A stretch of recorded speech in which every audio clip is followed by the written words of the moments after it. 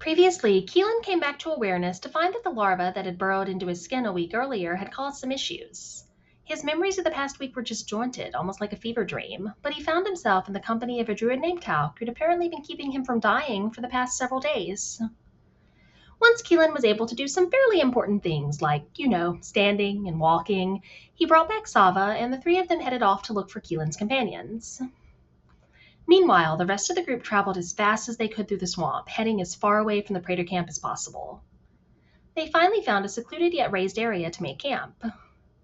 Taria pressed Zaya to reach out to Yara and Enola, and Yara told them that they'd been captured by Praetors who'd then been attacked by kobolds, so for the time being, she and Enola were being held by the Prophetess. Taki jumped in to tell them that Aki was planning an attack on the Prophetess in 3 days, and he knew where her camp was.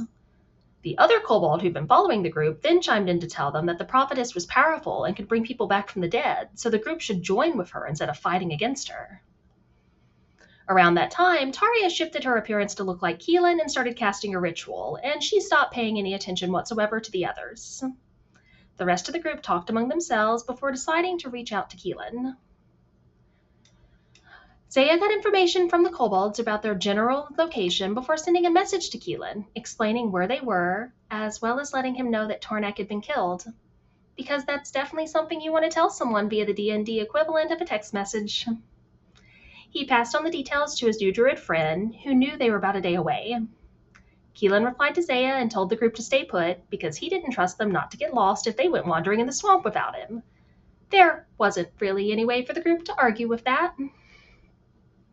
When Taria finished her ritual, it became clear that she'd been trying to summon Sava. Instead, she'd summoned an odd but adorable combination of an owl and an otter that was promptly dubbed an owl otter. The night passed uneventfully, although Taria snuck in to create a floating magical disc under Tornak's body so that no one would have to carry him. As the sun came up, she shifted into Oz's form, borrowed some cooking utensils, and went to make a breakfast that was almost eerily identical to one he'd make. Sean and Zaya had a quiet talk, and Sean revealed that one of the Praetors who'd survived had looked like he was trying to figure out where he knew her from. If he ever put 2 and 2 together, her family could be in danger.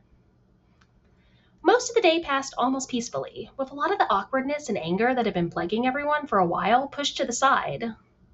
Oz tried to keep an eye on everyone, as he could tell they were hurting, although it was difficult for him to get a read on Sean, as she was even more closed off than usual.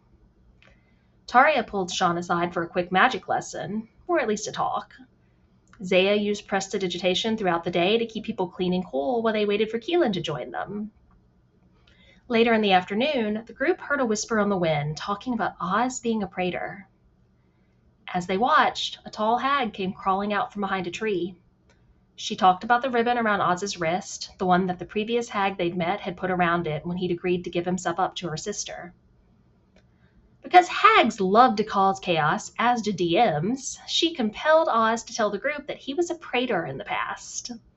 He trained to be one and actually was one for a while, which is why he knew so much about them.